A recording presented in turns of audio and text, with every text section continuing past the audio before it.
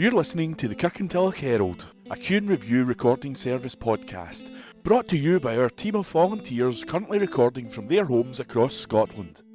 Whether you're listening via the BWBF online players, the telephone app, or our brand new Alexa skill, please phone us on 0141 772 3976 to feedback on what you want us to provide and improve upon. Please also join your family and friends in being our audio ambassadors and share our Facebook, Twitter and Instagram all at Q & Review. That's @ CUEANDREVIEW.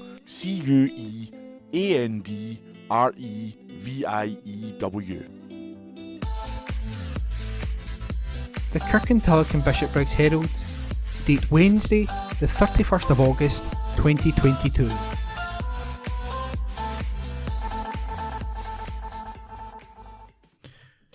Strikes to hit waste service. Read to you today by Ian McKenna. Waste and recycling services in East Bartonshire are set to be disrupted unless a pay deal can be reached between unions and local authority body COSLA. Unite the Union confirmed a range of dates for further action at the end of last week, which will hit 20 councils across the country. This includes East Bartonshire, which will be involved in the second phase of strikes and waste services, including bin collections, for 8 days from September the 6th to 13th. Neighbouring North Lanarkshire Council will also be affected by Unite's strike action. Waste services in North Lanarkshire have already been hit for 4 days from August the 26th to 29th, and a further strike is planned for September the 7th to 10th.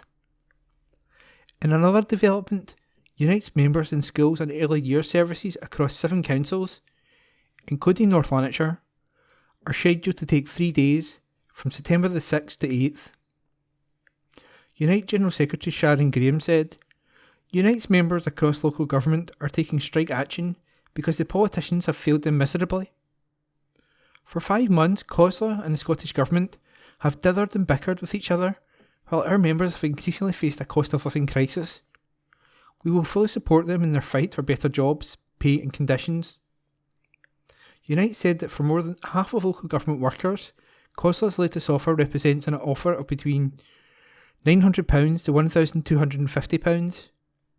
In comparison with the UK government, it's offering council workers in England, Wales and Northern Ireland a £1,925 flat rate pay offer. This week in history. August the 31st, 1908, at the age of 60, and after a career spanning 43 years, W.G. Grace retired from first-class cricket. He scored 54,896 runs, took 2,879 wickets, and held 871 catches. On this day last year, first-class airline-style pods in A&E departments, gardens between wards, and starship-shaped hubs were among the innovative proposals which could help inform the design of new hospitals.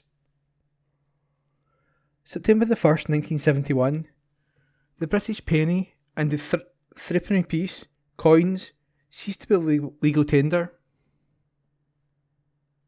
September the 2nd, 1945, the formal Japanese surrender to the Allies was signed on board the American battleship USS Missouri. On this day last year, the Royal National Lifeboat Institution, RNLI, named a new lifeboat in honour of the Duke of Edinburgh.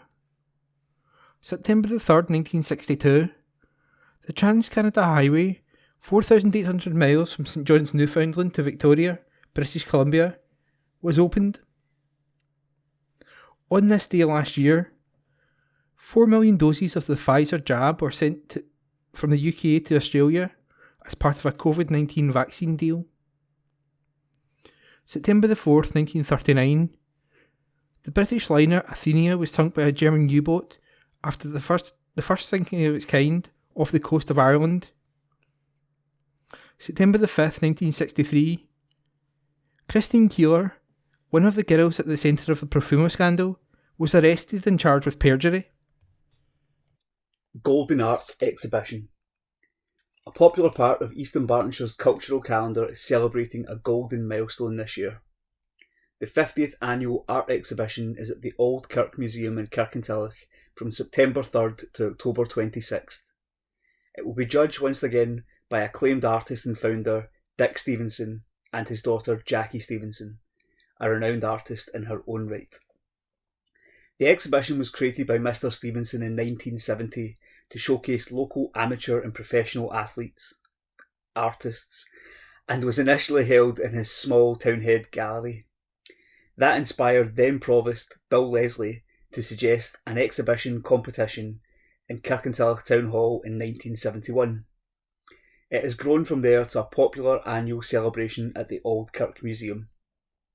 This year's show, which is supported by the Old Kirk and Eastern Bartonshire Leisure and Culture EDLC Trust, will feature the work of approximately 80 to 100 artists from all over Eastern Bartonshire. The official opening and prize giving ceremony takes place on Saturday, September 3rd from 2:30 p.m. Honours will include the Anne Stevenson Memorial Prize for the Best Watercolour, named after Mr. Stevenson's late first wife and Jackie's mother. The winner will receive a silver and a beautiful Anne Morrison ceramic pot purchased by the family. As well as a wide array of art, the exhibition will also include a small display of past memorabilia. Mr. Stevenson said, "The 50th event could not be held as planned due to the pandemic, but we were determined to mark the milestone as soon as it was possible to do so safely. I am delighted we've been able to organise the exhibition again in the Old Kirk Museum, once more showcasing the excellent work of fellow artists from all over Eastern Bartonshire." Jim Neal, Chair of EDLC Trust, added, "Congratulations to everyone who has contributed to the latest collection. As well as being an inspirational celebration, it is also a great opportunity to purchase an original piece of art. I hope as many people as possible will drop in. There are 3 prizes: the Anne Stevenson Memorial Prize, the Jack Lucas Memorial Craich, and the Civic Purchase Prize." Read by Alan Todd. Disabled parking as recorded by Hunter MacDonald. Eastern Bartonshire Council has revised its provision of disabled parking spaces. The updated policy will see formerly advisory disabled parking become legally enforceable, while some spaces identified as surplus to requirements by the Council's Social Work Department will be removed. At a recent meeting, the Place, Neighbourhood and Corporate Assets Committee agreed unanimously to approve the proposal to introduce and make all existing disabled persons parking spaces within Eastern Bartonshire enforceable, and also to remove a number of existing disabled persons parking places. A consultation exercise carried out by the Council's Roads Department returned no objections to the proposals. This update ensures compliance with the Disabled Persons Parking Places Act. Postal workers take strike action. Postal workers across Scotland are taking part in strikes as part of their fight for a pay rise they feel reflects their work during the pandemic. Members of the Communication Workers Union, which represents Royal Mail Group workers, started a series of national strike action on Friday. This will be followed by further strike action Wednesday, August the 31st, and then Thursday, September the 8th and Friday, September the 9th. A picket line will be in place at Kirkintilloch Distribution Office. The union is demanding that Royal Mail Group makes an adequate pay award that covers the current cost of living increases for its members. Management imposed a 2% pay rise on employees who were classified as key workers during the COVID-19 pandemic through executive action earlier this summer. CWU General Secretary Dave Ward said there's no doubt postal workers are completely united in their determination to secure the dignified, proper pay rise they deserve. Postal workers won't meekly accept their living standards being hammered by greedy business leaders who are completely out of touch with modern Britain.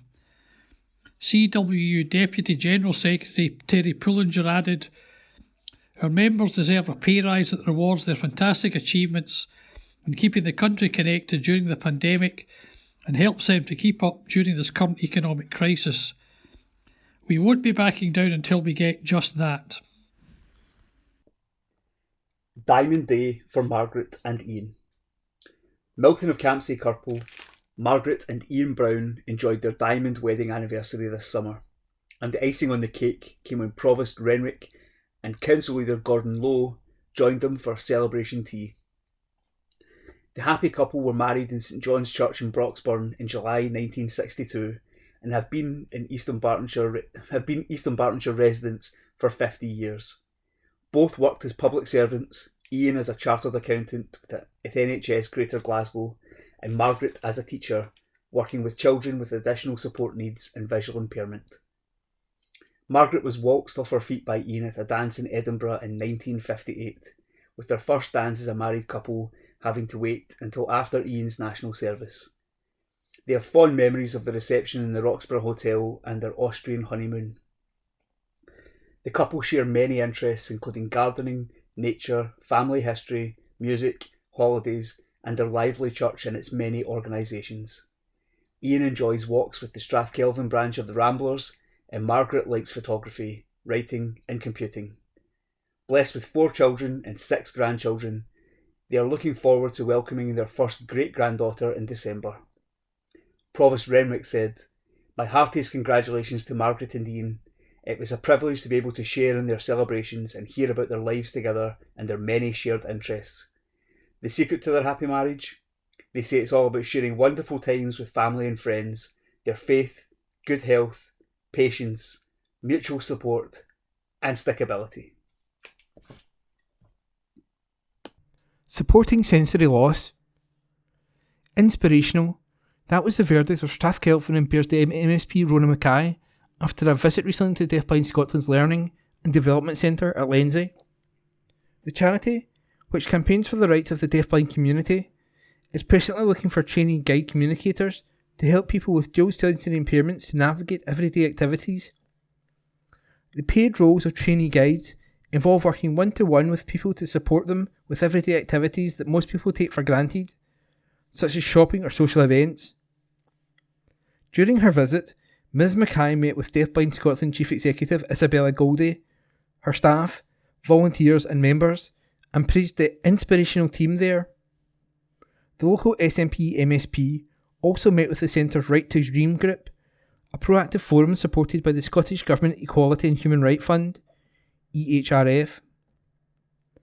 The aims of the group are to build a leadership group of deafblind ambassadors who will create a deafblind policy forum that can interact effectively with policymakers, raise awareness and confidence of people with sensory impairments in accessing their legal rights, such as human rights law, British Sign Language and Mental Health or Incapacity Acts, and developments such as National Social Care Service and Social Security Scotland through R2D and e-training, briefings and local peer-led workshops.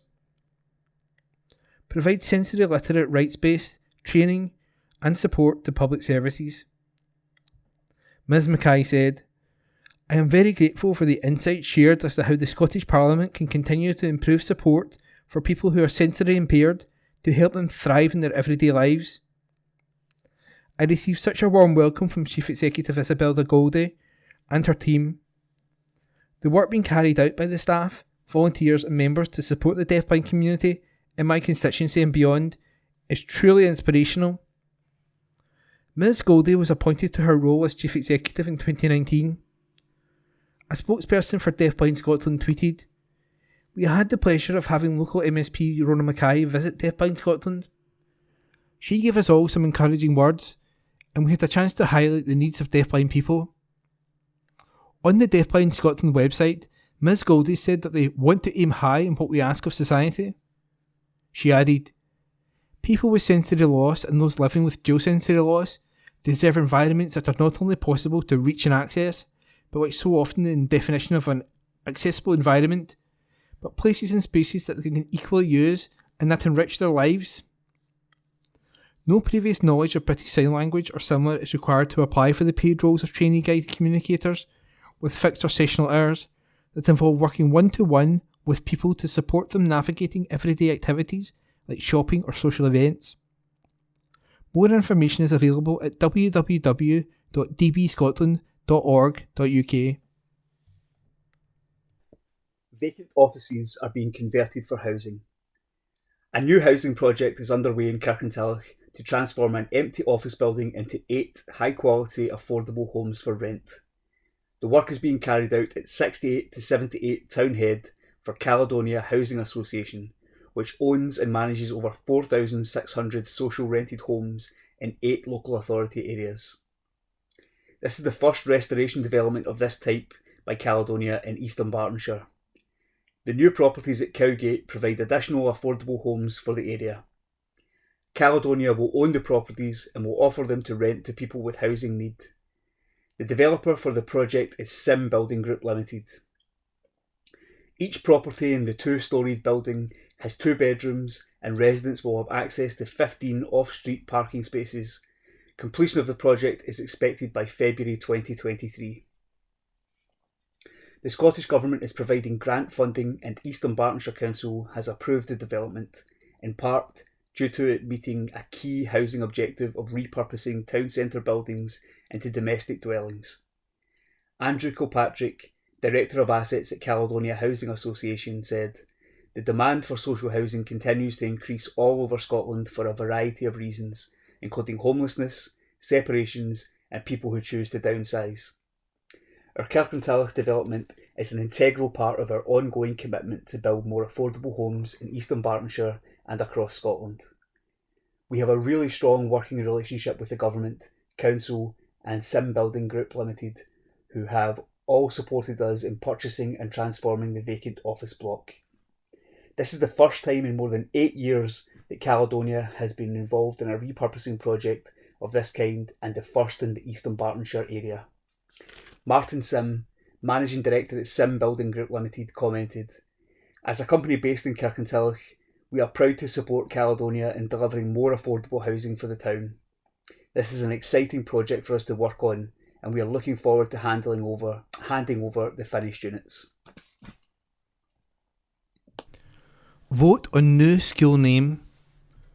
Pupils and their families of Campsie View and Merklyn schools are asking to choose a name for Eastern Bartonshire's new state-of-the-art Additional Support Needs ASN school. The £34.9 million school, which is due to open in 2023, aims to give 200 children and young people across the area a richly enhanced educational experience. Accommodating children from ages 2 to 18 who currently attend Campsie View and Merklyn schools, the building is designed to be both practical and stimulating for pupils who have a broad range of additional support needs. With construction progressing well, thoughts have now turned to what the school should be called. Pupils, families and staff of both schools, along with councillors and Waterside Community Council, can vote for their favourite from a shortlist chosen by the Interim Parent Council. The 4 potential names are: Antonine School, chosen as a name that represented the whole of the authority due to the Antonine Wall running from Bearsden all the way through to Eastern Bartonshire to Twecker. The link of the wall and the influence of Romans across Eastern Bartonshire through naming of roads and streets, as well as access to Roman relics, meant this name could mean something to all the children and young people. The forts on the wall range from the most westerly point of EDC at Castle Hill through to the Bar Hill near Twecker, meaning all learners and learner families are able to identify with this name. Collier's Bray School, chosen as a name that represented the mining history of the local area, as well as across the wider authority. Again, mining existed from Baljaffray and Bonington in the west of Eastern Bartonshire to Twecker in the east. The location of the school itself is in close proximity to a former mining village. Woodland View School, chosen as a name that represents a wide range of diverse woodland in the local authority. Other names, which were tree related, were also considered, but it was felt this represented the whole authority, and also the view of a number of woodland areas that can be seen from the site. Kelvin Valley School, chosen as a name that includes the Kelvin, one of the tributaries of the River Clyde, which provides a border between Eastern Bartonshire and North Lanarkshire, then Eastern Bartonshire and Glasgow. The river flows from Kirkintilloch through to Mulgai and Bearsden. The Luggy Water, which runs alongside the new school, feeds into the Kelvin. Again, it is a name that is familiar to children, young people and their families. Councillor Linda Williamson, convener of the Education Committee, said, This is an important milestone and one that everyone connected to the school will be keen to get involved in. We have 4 fantastic names to choose from thanks to the Interim Parent Council, and I'm excited to see which one comes out on top. All relevant stakeholders should have received an email with a link to the vote. The new school will have plenty of open spaces, a sensory trail and extra wide lifts for wheelchair users. Cost of living crisis. Fears over hiking energy bills. Hundreds of thousands of households across the country will be plunged into fuel poverty this winter following the latest crippling rise in the energy price cap. And many industry organisations are warning the soaring energy prices will be devastating, with businesses forced to close. Ofgem has confirmed the energy price cap will rise by 80% from October, taking the average household gas and electricity bill from £1,971 to £3,549 a year. A further hike is expected in January. The UK government has said that there is already a £37 billion package of help for households, and that there will be further plans to deliver support once a new Prime Minister is in place. But poverty campaigners, charities and businesses leaders say immediate action is needed, and that, so far, too little has been done to tackle the growing crisis. John Dickey, director of the Child Poverty Action Group, CPAG, in Scotland, said, "The latest energy cap announcement will terrify many low-income families. Families with children spend 30% more on energy bills than other households, yet the UK government response so far failed to recognise these extra costs. Every level of government needs to pull out all the stops to prevent children suffering the consequence of the energy price crisis."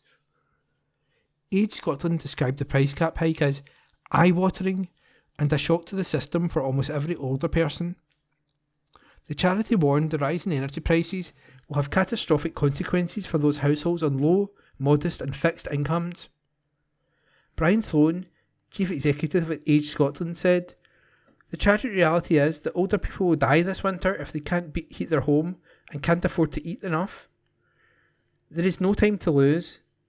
Without swift and significant intervention from governments, more and more older households will be plunged into poverty, poorer health and financial insecurity." Disability equality charity Scope also hit out, with policy manager Tom Marland saying, "Life already costs more for disabled people. Now the cost of charging a wheelchair or using a breathing machine will have almost trebled in a year. We've been inundated with calls from disabled people who don't know which way to turn and feel like they are being punished for using more energy. The government must intervene now." Advice Direct Scotland, ADS, urged anyone facing financial hardship due to energy price rises to seek help. Colin Matheson of ADS said, "We are in for an incredibly challenging period ahead, particularly with this coming at the beginning of the winter months and, with a further increase to the price cap expected in January, it is important that people know help is available. Our energyadvice.scot service provides free practical advice on the support and assistance available, such as grants. We would advise anyone struggling with energy costs to reach out to their supplier who may have a hardship fund that could help." Advice Direct Scotland also has a free online checker tool, which is tailored for Scotland and allows people to check they are claiming any benefits they're entitled to. It's not just households that will be impacted. Businesses, which are not covered by the price cap, face spiralling energy price rises too, and there are warnings many could go bust without urgent government support. Scottish Bakers, a membership organisation which supports the bakery trade, has reported an existential threat to its members' survival due to the soaring input costs and widespread recruitment challenges. Chief Executive Officer Alistair Smith said, "I've spoken with several members in the last week facing an imminent quadrupling of their energy costs. Urgent action is essential if we are to maintain the current capacity of Scotland's baking industry." The Scottish Licensed Trade Association, SLTA, is also calling for urgent help from the government, saying many in the hospitality industry are on the brink. Colin Wilkinson, LSTA Managing Director, said, "What is happening domestically affects businesses, as people will reduce their outgoings to pay soaring energy bills, and hospitality is very much in the firing line. We're already hearing of pubs and restaurants considering closing over the winter, because they are unable to absorb recent sharp increases in the energy bills. Already, there are reports of energy price increasing by 300% and, in one case, just under 500%, and energy providers requiring bonds from hospitality owners looking for an alternative supplier. Businesses need help and they need it now. Chancellor of the Exchequer, Nazim Zahawi, acknowledged the energy price cap announcement would cause distress and anxiety for many people, but said help was coming with £400 off energy bill for all, the second instalment of a £650 payment for vulnerable households, and £300 for all pensioners. He added, "While Putin is driving up energy prices in revenge for our support of Ukraine's brave struggle for freedom, I am working flat out to develop options for further support. This will mean the incoming Prime Minister can hit the ground running and deliver support to those who need it most as soon as possible." Support package. The UK government stressed the setting of the energy price cap was a matter for the independent regulator Ofgem, and that no government could control global gas prices as they are set on an international market. It said that the price cap protected 24 million households from being overcharged by their supplier.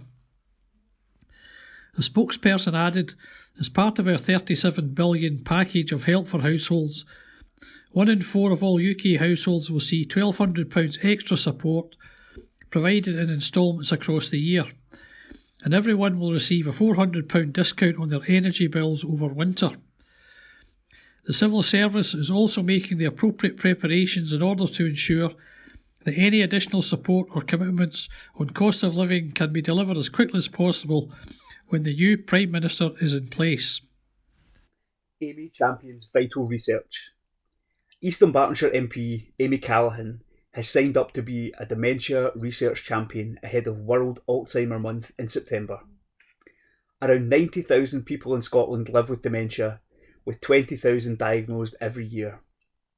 There's no cure, with medication only temporarily improving symptoms. That is why further research is key to developing new treatments and potential cures, and to improving care for people with dementia. But while 69% of adults say they would consider taking part in dementia research, 81% say they would not know how to get involved. Amy is now hoping to raise awareness about dementia research by joining forces with Alzheimer Research UK. Speaking after a visit to Alzheimer Scotland's resource centre in Bearsden, the local MP said it was crucial that taking part in research is made as easy as possible. Amy said, "It's great to see the support that is offered to people following a diagnosis in places like Alzheimer Scotland Resource Centre. It's open to everyone who is diagnosed with dementia and it's personalised support. But whilst post-diagnosis support is important, I think we all want to see medical breakthroughs in the treatment of dementia. It's a cruel disease that affects 1 in 6 people over 80, and it's devastating for people to watch the impact on their loved ones. That's why I've signed up to be a dementia research champion, and I pledge to do everything I can to help break down the barriers to research." Survey seeks views on early years services. All East Dunbartonshire families with young children are being asked to take part in an important survey around early years services and out-of-school care. The consultation launched last week, with letters being sent to all eligible households. Families are being asked by East Dunbartonshire Council to complete an online survey by Wednesday, September the 7th, where they can share their experiences of using this type of provision. Councillor Linda Williamson, convener of the Council's Education Committee, encouraged local people to take the time to complete the survey. She said, "The purpose of the consultation is to help the Council gather the views of parents and carers who have direct experience of using early learning and childcare and out-of-school care services." Since August 2021, Eastern Dunbartonshire has implemented the full entitlement of 1,140 hours of funded early learning and childcare for all 3 and 4-year-olds and eligible 2-year-old children. These hours can be accessed in a variety of childcare settings: in a council nursery with funded provider, in a private voluntary or independent sector nursery, or with a funded registered childminder. Councillor Williamson continued, "We are working extremely hard with our partners in the private, voluntary and independent sectors to give the families of Eastern Bartonshire as much choice as possible to easily access quality, affordable, flexible early year services. This is an opportunity for us to find out about people's experiences of what is working well and where there are challenges. It is people's chance to help shape these very important services for our babies and children. Out of school care is offered in a number of settings across the area and can be a vital help to many families, so anyone who has experience of this is also asked to share their thoughts. The survey on the early year services and out of school care is available on Eastern Bartonshire Council's website at www.easternbarton.gov.uk/early-years-and--school-provision-consultation. Civic team steps up to support cancer charity. Eastern Bartonshire Provost Gillian Renwick and Deputy Provost Colette McDermott have signed up for this year's Glasgow's Shine Night Walk to raise vital funds for Cancer Research UK. Along with Councillor Pamela Marshall and thousands of other participants, the Provost and Deputy Provost will be pounding the city streets on Saturday, September the 10th, and are looking for support from local people. Provost Renwick said, "All of us know or love someone who has been affected by cancer, and we are keen to support cancer research as they strive to beat this disease. We'll be completing a 10k sponsored walk around the city in the dark, from Glasgow Science Centre to the Royal Concert Hall, and we have started training for it in preparation." The Cancer Research website has lots of top tips on how to get ready for the event, so if you're thinking about taking part, there is plenty of advice and support. Last year, Shine Night Walk Glasgow raised a staggering £154,213 for Cancer Research UK, helping to fund the charity's life-saving work. Over the last 40 years, Cancer Research UK has helped double breast cancer survival, and research happening in Glasgow right now includes personalising medicines for people with bowel cancer, looking for molecular clues to detect pancreatic cancer earlier, and helping more people survive bladder cancer. Provost Renwick added, "Cancer Research UK has helped save many lives, and we want to support them to save many, many more. We know that people are finding things difficult financially at the moment, so if you'd like to sponsor us to raise money for this very worthwhile cause, we'll be extremely grateful. Every penny counts, and if you fancy signing up for the Shine Night Walk yourself and walking with our civic office team, please join us. You can sponsor the team at fundraise.cancerresearchuk.org/team/Dumbartonshire-civic-office. To walk with the Eastern Bartonshire Civic Office team, simply sign up for the walk and email provost@easternbarton.gov.uk, and details will be shared of where to meet up on the night. Find out more at www.cancerresearchuk.org/get-involved/find-an/event/charity-walks/shine-night-walk. From the opinion section, let's talk this week's Kirkintilloch and Bishopbriggs Herald letters page. Please send your letters via email to kirkyherald@gnscotland.co.uk. Talking PANTS helps children to learn. Sir, we would like to wish the Macathon charity a very happy birthday. The Macathon language programme uses symbols, signs and speech to help people with communication and learning difficulties to communicate, and last Sunday, August 28th, marked 50 years since the language programme first began.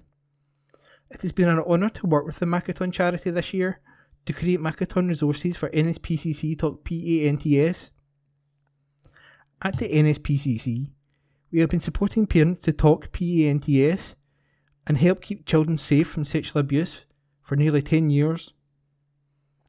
The new resources using Macathon were launched here in Scotland earlier this summer, particularly within our Inter-Islands PANTS campaign, and will help keep more young people safe by supporting children with a range of special educational needs to understand and talk about the PANTS rules. With the help of Panthosaurus, the NSPCC's friendly dinosaur, Talk Pants with Makaton helps children with special educational needs to understand that their body belongs to them and they can tell somebody they trust if anything makes them feel upset or worried. The resources behind include a series of 6 short films fronted by staff and pupils. Children with disabilities are over 3 times more likely to suffer abuse than their non-disabled peers, and helping children with a range of needs to access our preventative message is really important to us. We're really grateful for all the support from the Makaton charity to create these resources to keep children safe. For more information and to download the Talk Pants with Makaton resources, visit nspcc.org.uk/pantsguides. We would like to wish all of our friends at the Makaton charity and all families who use Makaton a very happy Makaton International Awareness Day. Mubashar Khalik, NSPCC Local Campaigns Manager. Bridge can't cope with the traffic. Sir, why is it that when you drive across the Queensferry Crossing Bridge in even quite moderate traffic, you're often reduced to second or even first gear, and this in a route which is designated as a motorway? The answer can only be that the bridge was built with too few lanes, and that must be down to the Scottish Government's invitation to tender, which should have specified the desired capacity of the bridge. The Queensferry Crossing is only 5 years old, and has another 115 years of its designed lifespan to go, and yet already it has insufficient capacity for efficient flow of even moderate levels of traffic. At a cost of about £1.35 billion, that is quite a mistake. It was the SNP government in 2009 which invited tenders, and they are still in office today. It is high time they are held accountable for this egregious incompetence. Yours, etc., Otto Inglis, by email. Poor governing by SNP. Sir, is there perchance any aspect of the government of Scotland in which the current SNP administration can be deemed to have been successful? We, the electorate, are constantly reminded through most branches of the media of the Scottish Government's failures in most areas of its responsibilities. For instance, in terms of our children's education, standards have slipped to an unacceptable level in recent years. The continuing problems within the NHS in Scotland, including dental services, the ever-worsening public transport facilities available to the public in Scotland in both the rail network and in ferry services in the Firth of Clyde, and to the Western Isles. The formation of Police Scotland by the current administration has proved to be anything but a success. The public was served much better by the regional police forces. Welfare standards have slipped considerably. Scotland's economy is not self-supporting and probably never will be. The SNP administration seldom acknowledges the transfer into Holyrood's coffers under the auspices of the Barnett Formula from the Westminster Exchequer. In terms of foreign affairs, the SNP has needlessly spent an inordinate amount of public money on setting up pseudo-Scottish embassies in several countries, even though foreign affairs is not part of Holyrood remit. Just another example of the inadequacies of this minority administration. One could keep adding to the list of the failings and inadequacies of the SNP administration, almost ad nauseum. But hopefully the truth will out, and they will be ousted from office in the near future. Scotland deserves better. Yours, etc., Robert E.I.G. Scott, by email. The Kirkintilloch and Bishopbriggs Herald Reader's Charter. This newspaper is built in a tradition of accuracy and fairness, giving you the information you need to understand our world, holding power to account and exposing injustice. Our trusted brands mean we're the only place where you can read and participate in the honest debates. We are committed to giving a voice to those who struggle to be heard, as well as those whose profession is crafting an argument. Our Reader's Charter spells out our commitment to you. You can read the charter online at kirkyherald@jnscotland.co.uk. Make a difference with just one tree. Schools and colleges in Scotland are joining their contemporaries across the UK and around the globe to participate in Just One Tree Day, aimed at tackling climate change. This International Non-Uniform Day, which takes place on Friday, September the 30th in Scotland, encourages children to bring £1 to school to pay for the planting of a tree and help reforest the planet. Over 200,000 children from 11 countries have joined together since Just One Tree Day at first launched in 2019. In Scotland, a number of secondary, primary and nursery schools have signed up. And there is still time for more schools to sign up. Just One Tree founder Amanda Brockhurst said, "Just One Tree Day was born out of my passion to make a difference, not only for my young daughter, but for the future of all children. Just One Tree Day has resulted in over 200,000 trees planted, and I know that this year the children's forest can grow even bigger." School participation is important because not only do they raise funds, the forest planted on their behalf helps compensate for the school's environmental impact. Many children today struggle with climate anxiety, caused by the reality of our climate crisis. But Just One Tree Day tells them that we can all make a difference with a simple action. By taking direct action, it spreads hope and positivity. It's important to involve our young, helping them tackle their worries of today, while setting them up for a sustainable lifestyle that adds to their future. The day is the flagship event of the Just One Tree, a not-for-profit organisation dedicated to removing CO2 from the atmosphere through global reforestation. The event is open to primary and secondary schools. Those taking part can access lesson resources that fit in with the national curriculum. The money raised is used to plant the right trees in the right place, supporting reforestation projects in Brazil, Haiti, Indonesia, Kenya, Madagascar, Mozambique, Nepal and Zambia, including mangrove forest and kelp regeneration. See www.justonetree.life for more information. Advice on fighting cybercrime. A new guide to cybercrime training for employees is available on the Cyber Scotland website, free to download by any Scottish organisation and its staff. The online resource is a comprehensive explanation of the most common cyber attacks and how to avoid falling victim to them. It also provides instructions on developing secure passwords and protecting accounts.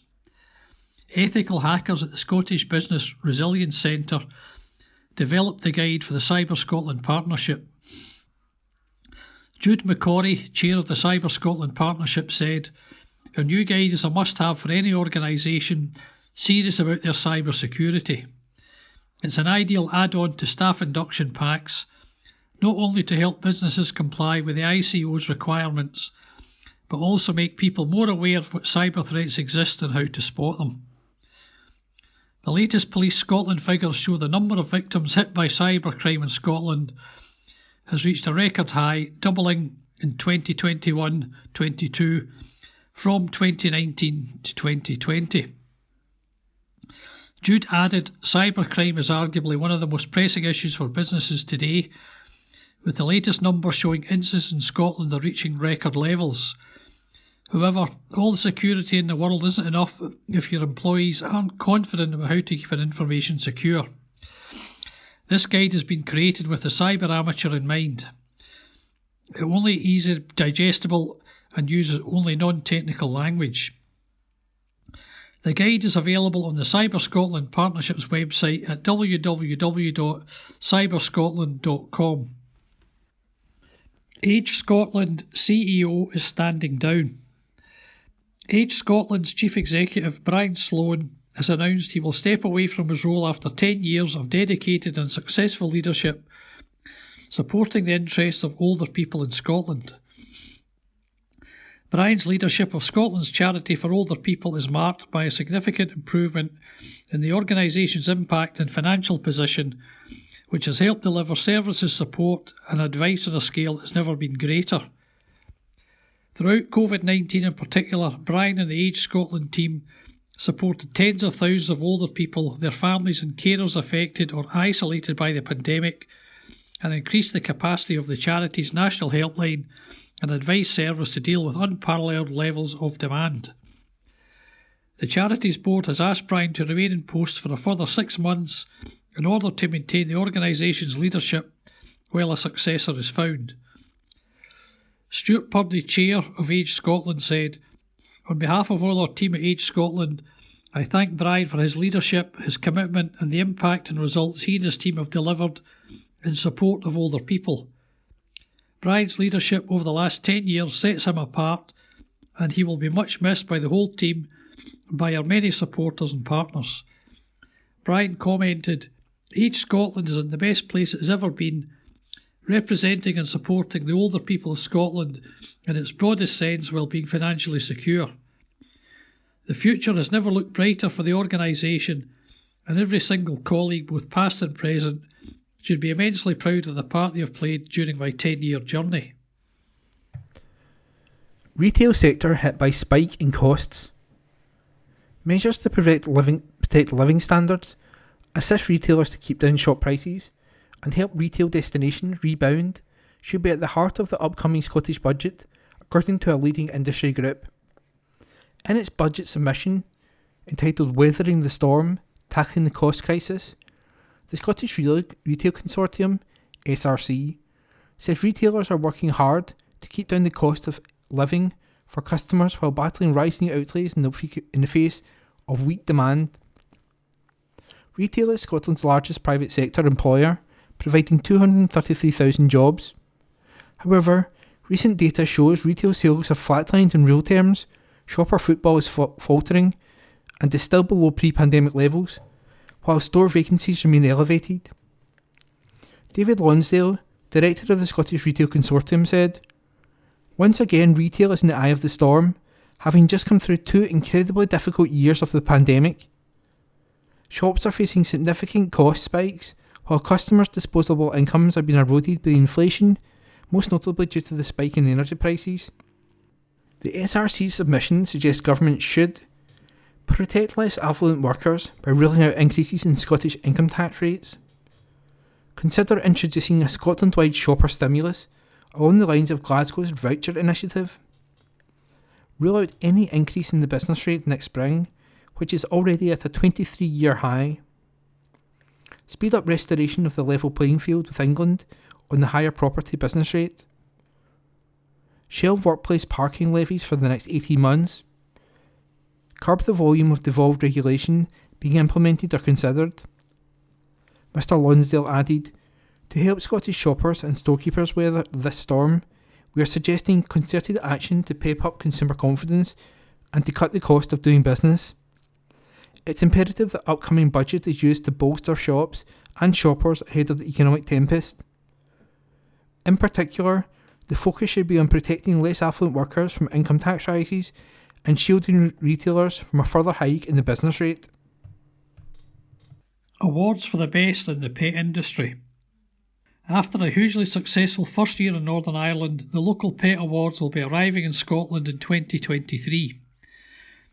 These awards shine a light on people and businesses right across the pet industry: dog groomers who calm your pooch before they're cut, catteries which are a home from home for our feline friends, and dog walkers who your fur babies can't wait to see. The local pet awards are based on public recommendations. Nominations can be made through the website at www.thelocalpetawards.com. Perhaps your vet is going over and above for your precious pet, or your local independent pet shop gives the best advice and provides a top-class service. Once all finalists are confirmed, they will be listed on the Local Pet Awards website, and the public will be encouraged to cast a vote to choose the winners. The awards night will be in Glasgow in April 2023. District News, Churches. Kirkintilloch, Home Church, Scotland. For God so loved the world so much that he gave his only Son, so that everyone who believes in him may not die but have eternal life.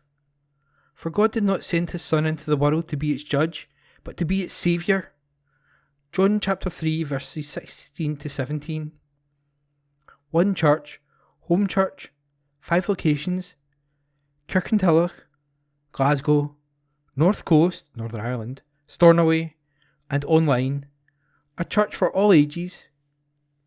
9:30am communion, 10am prayer time, 10:30am fellowship, tea and coffee available, 11am worship service in children's church followed by tea and coffee. The Sunday evening service is in Renfield Centre, Bath Street, Glasgow at 7pm.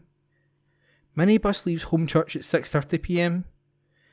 Wednesday at 7:30pm is fellowship night. August 31st, meet one of the speakers for the conference, Stronger Conference, September 2nd to September the 4th. Stronger Faith, Stronger Life, Stronger Church. Still spaces available. See Facebook and Instagram for up-to-date information for August and September. Kirkintilloch Church of God. On Sunday at Regent Hall, Regent Street, there is a friendship tea meeting at 4pm. The speaker will be Dr. Carol Smith. Everyone is invited. Come to Coffee Corner on Wednesday from noon till 2pm for home baking and coffee. Join our friends and neighbours for a chat over a coffee. For up-to-date and further information on our services, visit our website on www.regenthall.org.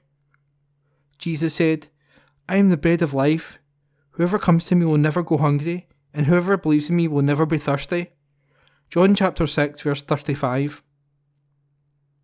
St David's Memorial Park Church. At St David's Memorial Park Church, our morning service on September the 4th will be at our usual time of 10:30am and will be held by our Church of Scotland reader John Nicholson. During our morning worship, school-aged children will have the opportunity to go through to the hall for their own time of fun and learning with JAM, JAM. All are welcome to attend our service. Face masks are not mandatory and some COVID measures still remain. We look forward to welcoming you to the church. Our Tuesday services resumed on September the 6th. These will be held each Tuesday from noon in our small hall. All are welcome to attend this afternoon service. Lenzie Old Parish Church. Sunday morning service is at 11am, led by Reverend Louise McClements. Thursday Club meets on Thursday, September the 8th at 2pm in the church hall. Enjoy tea or coffee and home baking, followed by a game of Scrabble, Dominoes, Rummikub or Uno. All welcome. Colston Wellpark Church. A warm welcome to our morning service this Sunday, commencing at 11am and read by Reverend Leslie Grieve. Tea and coffee will be served in the hall after the service. The Colston Art Club is on Monday 10 to 1pm. Arts and crafts for any enthusiastic amateur. For further information call 07709 584 680. The 200th Boys Brigade Anchor and Junior sections commence on Tuesday at 6:30pm. Company and Senior sections commence on Friday at 7pm in the church hall. The food bank remains open every Monday and Friday from 2pm to 4pm. All donations of food will be gratefully appreciated. Follow our services on Facebook at Colston Wellpark Parish Church, and if you require further information on any of our church activities etc., contact Leslie Grieve on 07813 255 052. Springfield Cambridge Church. Morning worship on Sunday, September the 4th will be led by Reverend Ian Taylor, Reverend Edson De Castro and Mrs. Julie Harty at 11am in the sanctuary. The Sunday school has resumed in room 2. There is also a creche facility where we will be happy to look after your child, birth to 3 years, in room 2. Morning worship has also been live streamed to the Springfield Cambridge Church YouTube channel. A link to this can be found on the Springfield Cambridge Church website, www.springfieldcambridge.org.uk, and Facebook page, where up-to-date information about events and church organisations can also be found. Tea and coffee is available after the service in the Cameron Hall. Come along and enjoy the fellowship. There will be a vestry hour on Wednesday, August the 31st, from 10am to 11am for anyone who wishes to speak with the minister. There will be a short weekly service of worship in the Springfield Chapel on Wednesday, August the 31st from 11:10am to 11:30am, with refreshments afterwards in the Hall of Fellowship. All sections of the 65th Company of the Girls Brigade meet on Tuesday evenings. The Explorers, P1 to P3, 6:30pm to 7:30pm. The Juniors, P4 to P7, 6:30 to 8pm. And the Brigaders, S1 to S6, 7pm to 8:30pm. The Junior section of the Boys Brigade, P4 to P7, will start up on Thursday, September the 1st, from 7pm to 8:30pm. The Company section of the Boys Brigade, S1 to S6 will start up on Thursday, September the 1st from 7pm to 9pm. The Anchor Boys section of the Boys Brigade, P1 to P3, will start up on Friday, September the 2nd from 7pm to 8pm. For further information, please email anchorboys268@aol.com. All of the organisations will be pleased to greet new and returning members. Kenmure Parish Church. Jim Wright and Fiona Young will lead our Sunday morning service, starting at 11am, to which we extend a warm welcome to our regulars and visitors. The service will be followed by a time of fellowship, teas and coffees in the hall. The wearing of Mass we leave to personal choice throughout the sanctuary. The service will be live streamed on YouTube and can be found by searching for Kenmure Bishopbriggs. Our GB company will restart its new session this Tuesday with Explorers, P1 to P3, from 6:30pm to 7:30pm. Juniors, P4 to P7, from 6:30 to 8:30pm. And Seniors, S1 to S6, from 7pm to 9pm. Details of all of our groups that are currently running may be found on website kenmure-church.co.uk. To find us on Facebook, just search for Kenmure Parish Church. That's Kenmure spelled Kenmure. If you would like to join our WhatsApp group or receive Bible studies from ABC, then email us at kenmurechurch@icloud.com. St James Church, Hilton Road, Bishopbriggs. Rector the Reverend Paul Watson, 0141 230 4080. The church is now open for socially distanced services, face masks of personal choice, this Thursday at 11am and on Sunday at 9am and at 10:30am. Everyone is welcome to come along to any of these services. Do stay on for tea or coffee and fellowship afterwards. On Sunday, September the 4th from 3pm to 4pm, there is a session of Crafty Kids in the church hall. All families are very welcome to come along and enjoy activities together. The Meditation Labyrinth is still available in the car park for a mindful walk around. There are also other virtual services and groups. For up-to-date and further information, refer to our social media. Facebook, St James the Less Bishopbriggs. Website, www.stjamesbishopbriggs.org.uk. Milton of Campsie Church. We're back in the building, no need to book. If you sit in the centre aisle, there is also no need to wear a mask. If you sit on the side aisles, please wear one. Time to Pray has resumed its meetings on a Wednesday at 7:15pm. Come and go as you please. Next Sunday we'll join our friends in Campsie Church at 11am. Send us a picture of yourself with a word made from Lennoxtown. We are delighted to have a Ukrainian family worshipping regularly with us. See the URA donation box in the church. We're also exploring other ways of helping. If you'd like to be involved, contact Phyllis on 07582 713 463. We stand with them as they fight for peace and justice. Our family Kaylee on Saturday, September the 17th, is for all the family from 6:30pm to 8:30pm. There'll be music, a bouncy castle, juice, no alcohol, and cake, plus an opportunity to donate to URAID. Lensley Union Parish Church. Sunday worship is on September the 4th at 11am, led by Reverend Donald MacLeod. There is tea and coffee in the new hall after the service. Young people are also welcome to Lighthouse and Bible class. A live stream of the service is available on YouTube via our website. Girls Brigade begins again on Tuesday, September the 6th at 7pm to 8:50pm in the church hall and has a programme of activities for all school-age girls. The Meeting Place coffee shop reopens on Wednesday, September the 8th from 10am to 11:30am in the new hall. Meet your friends and enjoy a chat over a cup of tea or coffee. Everyone, from the very young to the young at heart, is welcome to join. We also have a good selection of greetings cards and second-hand books for sale.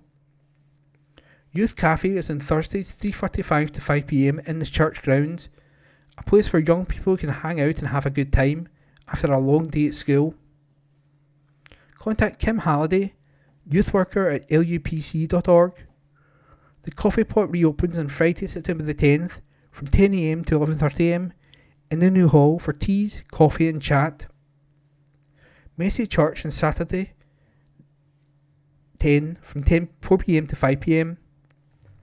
Come along and join in the fun and games in the new hall, 4pm to 5pm. Contact Drina to book your place on o'malley.dom@yahoo.co.uk or on 0777 419 2659. St Mary's Parish Church. The Sunday service will take place on Sunday, September the 4th at 11am and will be taken by the Reverend Dr. Ruth Morrison. The new church session is now beginning and the young church returns on Sunday, September the 4th. The young church meet in the church and then go over to the halls for age-related activities. Also, the monthly opening of the church on the first Wednesday of every month is beginning again for the first time in nearly 3 years. The church will be open from 10am to 4pm on Wednesday, September the 7th, and on every first Wednesday until the end of the year. The church will also be taking part in the Open Doors event and will be open on Saturday, September the 10th. Wednesday welcome will also resume from Wednesday, September the 14th, when tea, coffee and something sweet will be served. This meeting provides a time to chat with friends and even make new friends. We look forward to meeting everyone again and are ready to greet and welcome new people. The meeting will end with a short service taken by the Reverend Dr. Ruth Morrison. Open Day at Cador Church. The present church was built in 1825 and the tower in 1829. The church sits on the bank of the Forth and Clyde Canal, off Cador Road in Bishopbriggs. The church has 10 beautiful stained glass windows. An etched window was installed a few years ago to commemorate the link to Thomas Muir of Hunters Hill. Thomas was a political activist and lawyer who was an elder in the church during the 18th century. Feel free to come along on Doors Open Day at Cador Parish Church on Saturday, September the 10th from 10am to 4pm. Learn some more of this treasure's historical journey. Everyone will be made very welcome. Making musical memories. Musical Memories Springburn has restarted its happy music and singing sessions for people affected by dementia and their carers.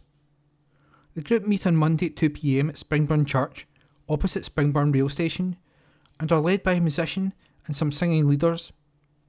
Due to COVID, we have been closed, but now welcome folks with dementia and carers back for some fun. This is an award-winning project, Times Community Champions, which provides live music and snacks with refreshments and is led by a friendly volunteer team. This is a time for carers to do something with their loved one, and not only for them. We have our own specially printed songbooks, and we sing some Scottish songs and popular standards of yesteryear. Musical Memories Springburn is well funded and is free to those who join with us. Due to COVID safety measures, we are running with slightly lower numbers than before for everyone's safety, but we still have room for a small number of extra folks. We sometimes have some gentle movement if you're able and willing. It's absolutely optional. McNamara's band is our favourite. Our project has been praised in the Scottish Parliament. If you are interested in this fun Monday, please just pop in to try it out or call Brian on 0141 563 5511. Kirkintilloch Players. We are pleased to be able to stage Being Norwegian, a dark comedy one-act play written by David Gregg. This interesting and thought-provoking piece of theatre will be staged in the Turret Theatre, 9 Eastside Kirkintilloch, G66 1PY, on Friday, September the 16th and Saturday, September the 17th at 7:30pm. Tea and coffee will be served after the play, and you will have an opportunity to discuss the production with the cast and other audience members. Tickets available from www.kirkintillochplayers.co.uk. Kirkintilloch Players is an amateur drama company and a Scottish charity, SCO 02574, regulated by the Scottish Charity Regulator, OSCR. Lenzie After School Club. The football section of Lenzie After School Club for P6 and P7. Pupils restarted at Lenzie Meadow Astro on Tuesday, August 29 from 4:30pm to 6pm, concentrating in small-sided fun football games, allowing the pupils to mix socially prior to going to their senior schools. For any further information, please text 0749 0185 143. Entertainment. Overused movie stereotypes. More diversity needed. Many adults feel misrepresented in movies due to overused stereotypes and a lack of diversity. A study of adults under the age of 35 found 43% struggle to relate to the characters they see on the big screen, and 57% think stereotypes are overused in films, with 30% going as far as to say they have been offended by a movie cliché. Comedies, romance and crime are considered the worst genres for overusing stereotypes. More than half, 56%, even believe the film industry needs to stop alluding to things such as race, sexuality or region when it's irrelevant to the movie's storyline. The research was commissioned by confectionery brand M&M's as part of its global fund initiative designed to champion diversity and inclusion and a sense of belonging. Femi Collad, head of studies at London Film School, which is part of the initiative, said, "The mainstream film industry has been dominated for too long by a narrative that excludes so many people's lived experiences and reduces all of our specific and vibrant diversity to a few standardised, often negative and always limited representations of who we are today, who we were yesterday, and who we'll become in the future. This must change, and this timely research and this important campaign shows yet again how desperate mainstream audiences are to see that change." Over-sexualised women are the most common stereotype young adults feel they see too much in movies. This was followed by females being depicted as weak or too sensitive. Others are really tired of seeing black or Latino people portrayed as gang members, black communities being broken or disruptive, and flamboyant members of the LGBTQ+ community. Instead, young adults would like to see many more depictions of neurodivergent people living normal lives rather than portrayed as having special powers, more people of colour playing people in management positions, and disabled characters portrayed as being strong and or successful. Family announcements. Deaths. Alex Andrea, Smart. Peacefully at Glasgow Royal Infirmary on August 19th, 2022. Aged 83 years old, a much-loved wife to late Stanley, devoted mum to Andrew, Stanley, Peter, Kevin and the late John, beloved gran and great-gran. Alexa will be sadly missed by family and friends. The funeral service will be held on Friday, September 2nd at St Ninian's RC Church at 10 a.m, to which all are respectfully invited. In Memoriam. Robert Keane.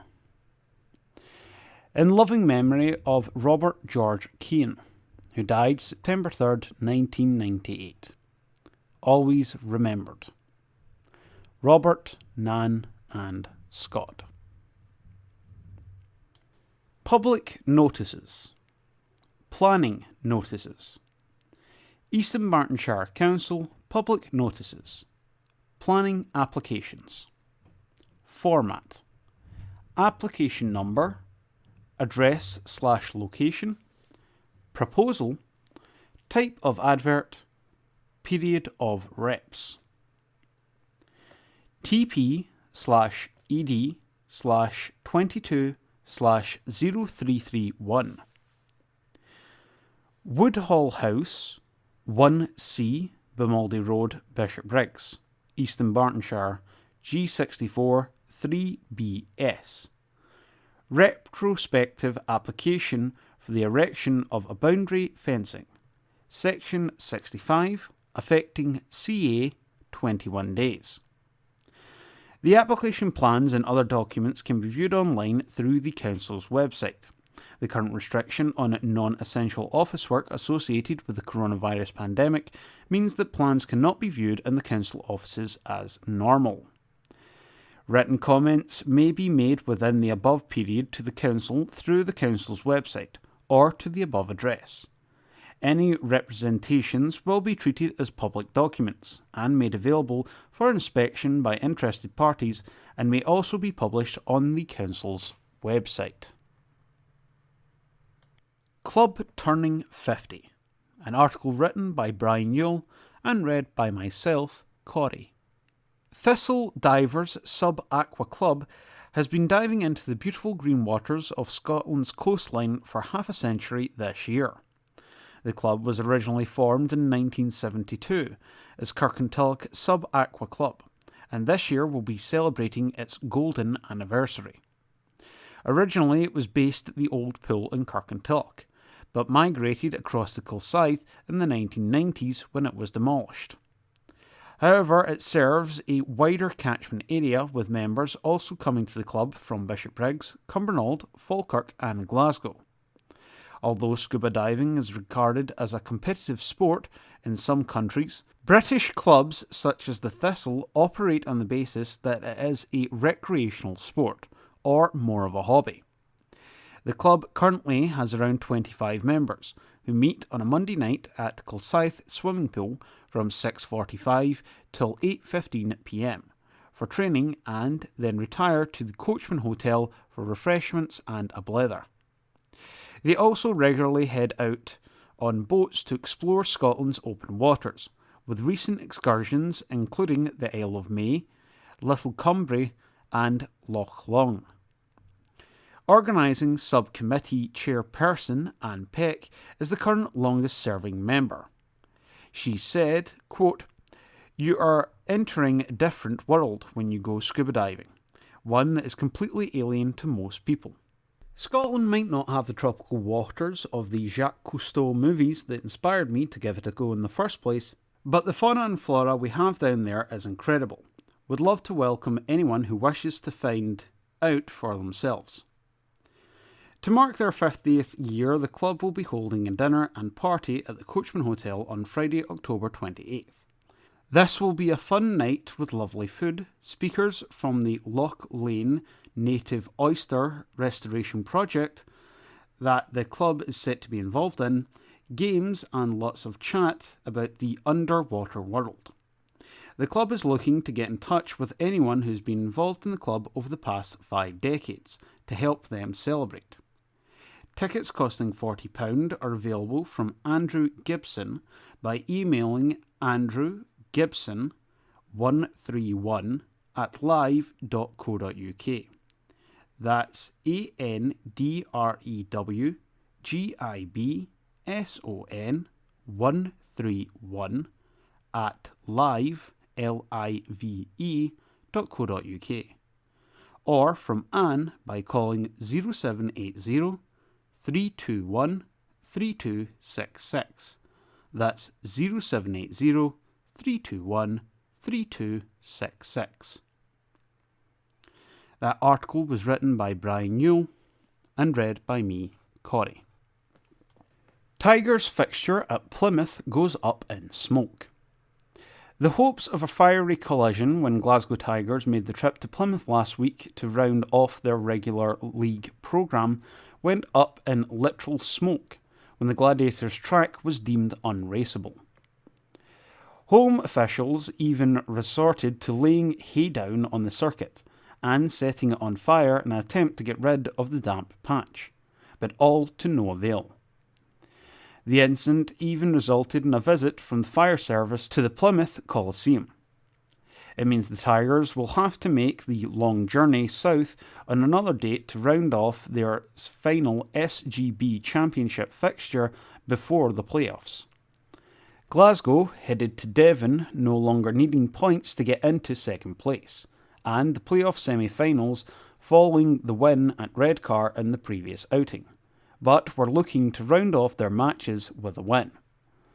Club director Peter Facina said, "While we were looking forward to a fiery encounter at the Coliseum, sadly any hopes of the meeting sparking into life and getting the tapes fired up were extinguished, as the meeting was called off due to unrideable track conditions, which was despite the best efforts of the brigade of track staff.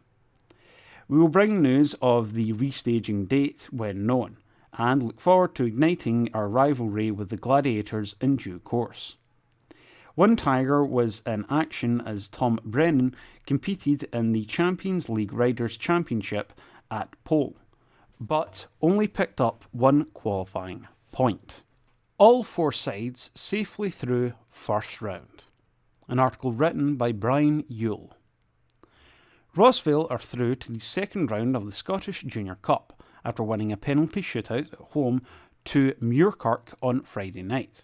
The hosts had a goal, a first half goal, disallowed for offside, and the match ended at 0-0, which means matters would have to be decided from the spot.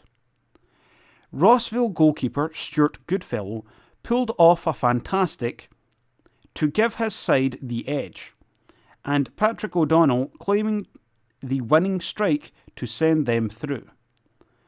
A great achievement for a team that 10 weeks ago had no players, and their reward is a home tie against the current holders Auchinleck Talbot in the next round. Rossvale are back in action at the WOSFL First Division on Saturday as they travel to Johnston Borough. Petershill are also through to the next round, with a comprehensive 4-0 at home to Nairn St Nairn. The first goal arrived after just 6 minutes. A ball over the top sent Jordan Chevley clear down the right, and he squared it for Ross McPherson to score from 8 yards.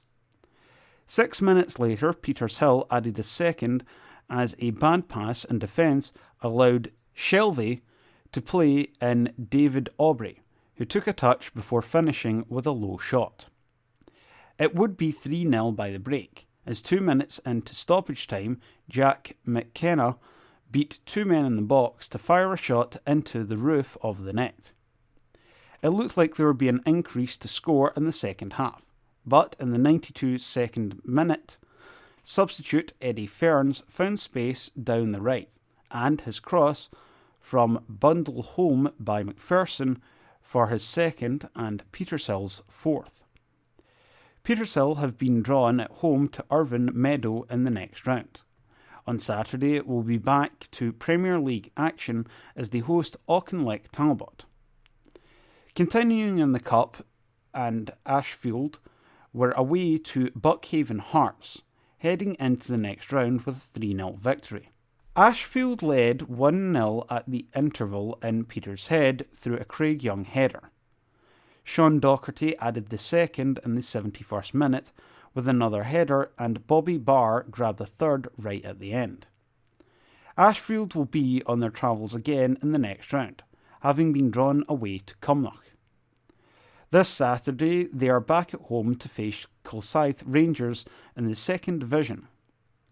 Glasgow Perthshire ensure that all four sides made it to the next round, with a 6-1 victory at home to Cruden Bay. The hosts took just 4 minutes to open the scoring as Craig Monroe scored from the spot.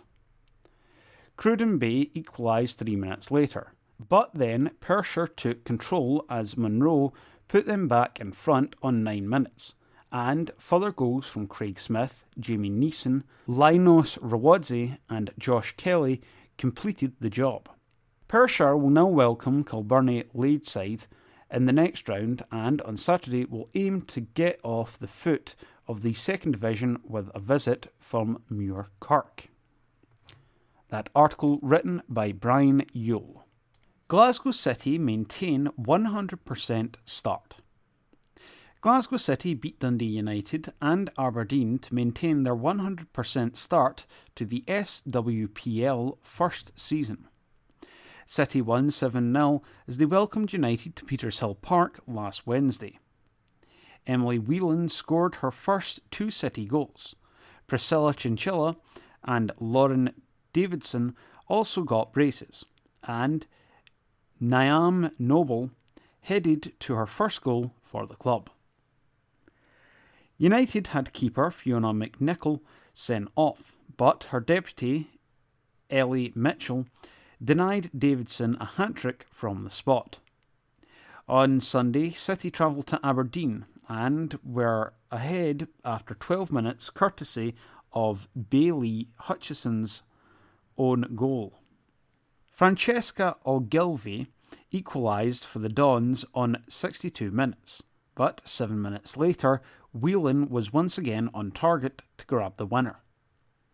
City have no matches this weekend. In the WOSFL Firth Division, Rossvale Academy lost 2-1 away to Eglinton. Dawson gave the visitors the lead at half-time, but the home side came back in the second half to secure the points. Academy now host league leaders Thrieve Rovers on Saturday. Kirkintilloch Rob Roy have been thrown out of the South Challenge Cup after fielding an ineligible player in the victory over Luncarty. Rob Roy had no match at the weekend, so played a friendly against Gulscythe Athletic last midweek, which they won 3-0. Rob Roy have been drawn at home to Dundee North End in the next round of the Scottish Junior Cup, and will be back in Premier League action this Saturday at home to Glen Afton. Scrabble Club seeks new blood. Kirkintilloch Scrabble Club have been awarded National Lottery funding and is seeking new members. The club was founded in 2015 by Catherine Rundell, who'd moved to the area and realised there was very few activities for those unable to take part in physical pursuits. Cathy recently resigned as president with Linda Harper voted in, while Stuart Davis is treasurer and Margaret Gibb is secretary. The club meets on Wednesdays at 1:30pm in Kirkintilloch Miners Club, with both competitive league games and those just for fun. The lottery funding will contribute towards the premises, new equipment and refreshments. All are welcome to join. For more details, call 0750 6434 265. That number again is 0750 6434 265. Action is taken at Merkland. Eastern Bartonshire Leisure and Culture Trust is taking action after complaints about antisocial behaviour and littering at the Merkland Recreational Centre in Kirkintilloch. General Manager Mark Grant said, "We've been experiencing an increase in antisocial behaviour over the summer that resulted in some damage and littering. We have alerted Community Safety Partnership colleagues, so additional attention is paid to the site. Cleaning has been stepped up, but we remind customers there are litter bins and encourage everyone to use them. All pitches are locked when not in use, however, those determined to gain access will do so, causing damage either by forcing entry or vandalising/littering once in." Thank you for listening to this week's Kirkintilloch Herald podcast, brought to you by Q Review Print Speaking to the Blind. If you've any feedback, you're welcome to call us on 0141 772 3976. If you enjoyed this recording, feel free to subscribe to our channel.